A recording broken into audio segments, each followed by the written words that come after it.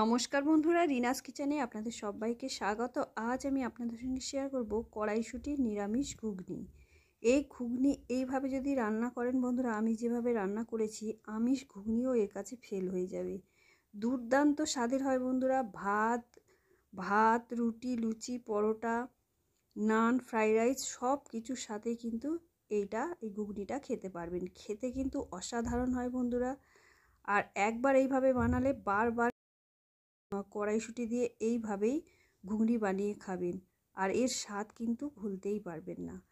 তাহলে আজকের এই রেসিপি আমি কিভাবে তৈরি করেছি আর কি কি উপকরণ ব্যবহার করেছি, সম্পূর্ণ ভিডিওটা দেখতে থাকুন।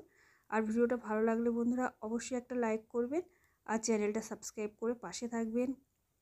আর এইভাবে নিরামিষ ঘুগনি, যে কোনো নিরামিষের দিন কিংবা বাড়িতে কোনো পুজো থাকলে এইভাবে কড়াইশুঁটি নিরামিষ ঘুগনি বানাবেন। আর লুচি দিয়ে তো খেতে অসাধারণ লাগে, লুচি, রুটি, পরোটা দিয়ে খেতে দুর্দান্ত লাগে বন্ধুরা।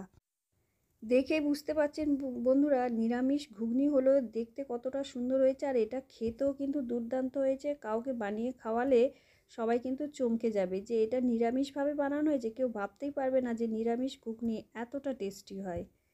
আর দেখুন বন্ধুরা, রেসিপিটা আমি শুরু করে দিয়েছি। তার জন্য নিয়েছি 500 গ্রাম কড়াইশুঁটি। আগে থেকেই কড়াইশুঁটির খোসাগুলো ছাড়িয়ে ধুয়ে পরিষ্কার করে নিয়েছি। আর 3টে মিডিয়াম সাইজের আলু, আমি যেমন ঘুগনির আলু কাটে সেইভাবে কেটে নিয়েছি। কেটে সবই একসঙ্গে ভালো করে ধুয়ে পরিষ্কার করে নিয়েছি। আর আপনারা এর চাইতে বেশি কড়াইশুঁটি দিতে চাইলে দিতে পারেন, ছাড়ানোর পরে কিন্তু অনেকটাই কমে গেছে। এবারে এর মধ্যে জল দিয়ে ওভেনে বসিয়ে দিয়েছি।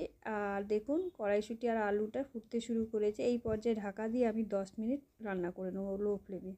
10 মিনিট পরে ফিরে আসছি। দেখুন 10 মিনিটের মধ্যে কিন্তু কড়াইশুঁটি আর আলুটা আমার খুব ভালো মতন সিদ্ধ হয়ে যাবে। এর জন্য খুব বেশি সময় লাগে না সিদ্ধ করতে। আর এই ঘুগনি কিন্তু খুব তাড়াতাড়ি হয়ে যায় বন্ধুরা, বেশি সময় লাগে না এই রকম ঘুগনি তৈরি করতে। আলুটা তো সিদ্ধ হয়ে গেছে, কড়াইশুঁটিও সিদ্ধ হয়ে গেছে, কিন্তু ঘাটেনি, এরকম গোটা গোটা রয়েছে। এইভাবে কিন্তু সিদ্ধ করে নিতে হবে, খুব বেশি কিন্তু সিদ্ধ করা যাবে না। এবারে আলু আর কড়াইশুঁটিটাকে আমি ছেঁকে ছেঁকে এই জলের থেকে ছেঁকে ছেঁকে তুলে নেবো কড়াই থেকে। এভাবে কিন্তু ছেঁকে ছেঁকে আলু আর কড়াইশুঁটিটাকে তুলে নিতে হবে, আর জলটাকে আলাদা করে দিতে হবে। তবে জলটা কিন্তু আমি ফেলে দেবো না, এই জলটা এই রেসিপিতেই আমি ব্যবহার করব। আলাদা করে ঢেলে রেখে কড়াইটাকে পরিষ্কার করে আবার ওভেনে বসিয়ে দিয়েছি। এবার দিয়ে দিচ্ছি সর্ষের তেল প্রয়োজন মতন। আপনারা আপনাদের পছন্দ মতন তেল ব্যবহার করতে পারেন, এর থেকে বেশি বা কম যেমন পছন্দ করবেন সেই হিসেবে দিয়ে দেবেন। আর একটা শুকনো লঙ্কা আর একটা তেজপাতা আমি ফোড়ন হিসাবে দিয়ে দিয়েছি।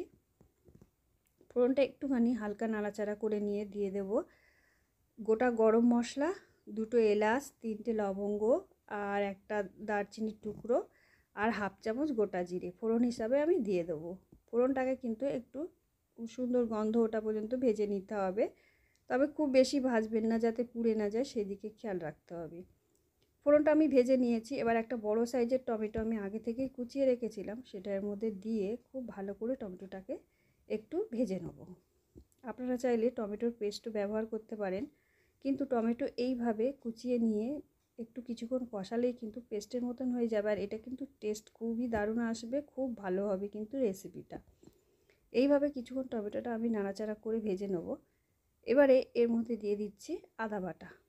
1 ইঞ্চি সাইজের আদা আমি আগে থেকেই বেটে রেখেছিলাম, সেটার মধ্যে দিয়ে আদা আর টমেটো একসঙ্গে কিন্তু ভেজে নিতে হবে। এইভাবে একটু নাড়াচাড়া করে কিছুক্ষণ ভেজে নিলেই দেখতে পাচ্ছেন আস্তে আস্তে কিন্তু টমেটোটা ঘেটে যাচ্ছে। এইভাবে কিন্তু কষাতে কষাতে টমেটো একদম পেস্টের মতনই হয়ে যাবে। এবারে আমি দিয়ে দিচ্ছি স্বাদ অনুসারে লবণ। লবণটা দিয়ে আবারও আমি কিছুক্ষণ নাড়াচাড়া করে নেব। এইভাবে লবণ দিয়ে নাড়াচাড়া করলে টমেটোগুলো একদম ভালো মতন ঘেটে যাবে। দেখুন এবারে আমি দিয়ে দেবো ধনে পাতার যে গোড়ার দিকের অংশটা, আমি ধনে পাতা কুচিয়ে রেখেছিলাম, গোড়ার দিকের অংশটা এই রকম মানে মশলা কষানোর সময় দিলে যে কোনো রেসিপি বা তরকারি টেস্ট বন্ধুরা দারুণ হয়। ধনে পাতার গোড়াগুলো এই সময় দেবেন। এবারে যে গরম জলটা আমি ঢেলে রেখেছিলাম সেই জলটা খানিকটা দিয়ে দিলাম, কারণ এর মধ্যে আমি কিছু গুঁড়ো মশলা যোগ করব। দিয়ে দিচ্ছি 1 চামচ কাশ্মীরি লঙ্কার গুঁড়ো, হাফ চামচ ঝাল লঙ্কার গুঁড়ো, 1 চামচ জিরে গুঁড়ো, 1 চামচ ধনে গুঁড়ো, ঝালটা আপনারা আপনাদের স্বাদ অনুসারে দেবেন। কাঁচা লঙ্কা খেতে পছন্দ করলে কাঁচা লঙ্কাও দিতে পারেন। দিয়ে খুব সুন্দর করে এই গুঁড়ো মশলাগুলোকে কষিয়ে নিতে হবে। এবারে দিয়ে দিচ্ছি 1 চামচ গুঁড়ো হলুদ। হলুদটা কিন্তু আমি আগে দিইনি। হলুদটা দিয়ে আবারও আমি কিছুক্ষণ ভালো করে কষিয়ে নেব।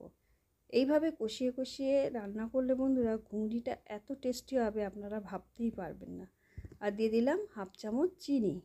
চিনিটা দিলে এর স্বাদটা কিন্তু খুব ভালো আসবে। যেহেতু নিরামিষ ঘুগনি চিনিটা অবশ্যই দেবেন, আর যারা চিনি পছন্দ করেন না তারা বাদ দেবেন, চিনিটা দেবার দরকার নেই।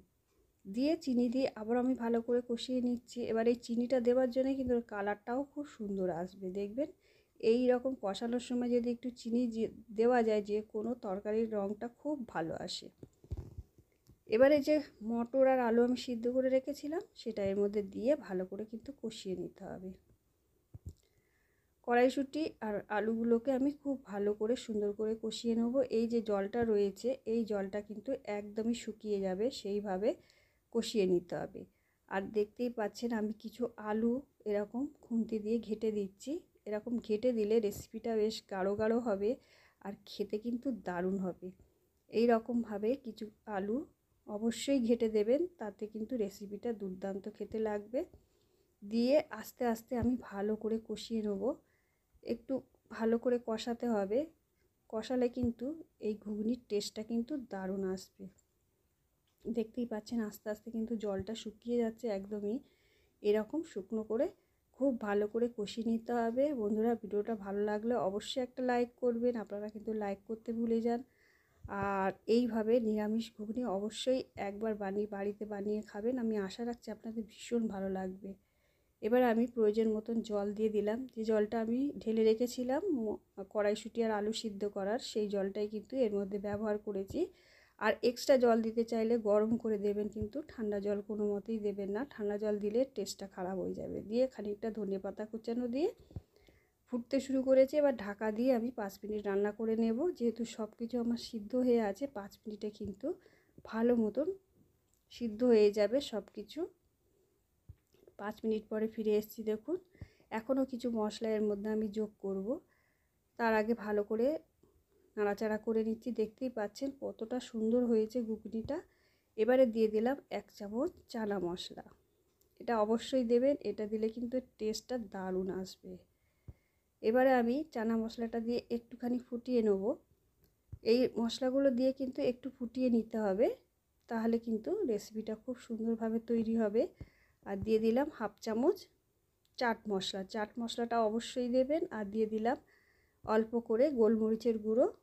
এতে কিন্তু ঘুগনির টেস্টটা দারুণ আসবে। আর চাট মশলাটা দেওয়ার জন্য আলাদা করে ঘুগনির মধ্যে যে লেবুটা দিয়ে খেতে হয়, আমরা ঘুগনি খাওয়ার সময় অনেকেই কিন্তু লেবু বিট নুন এইসব দিয়ে খাই, তাতে কিন্তু দারুণ টেস্ট হয় খেতে। কিন্তু এই চাট মশলাটা দিলে লেবুটা কিন্তু আর দিতে লাগবে না, এমনিতেই কিন্তু দারুণ চটপটা তৈরি হবে, ঘুগনিটা খেতে কিন্তু দারুণ লাগবে। আবারও আমি আলুগুলোকে একটু ঘেটে ঘেটে দিলাম। দেখুন ফুটতে শুরু করেছে ঘুগনিটা। এবারে আমি এর মধ্যে দিয়ে দিয়েছি গরম মশলা 1/2 চামচ। গরম মশলাটা স্কিপ হয়ে গেছে। ভিডিওটা ভালো লাগলে অবশ্যই একটা লাইক করবেন আর চ্যানেলটা সাবস্ক্রাইব করে পাশে থাকবেন বন্ধুরা।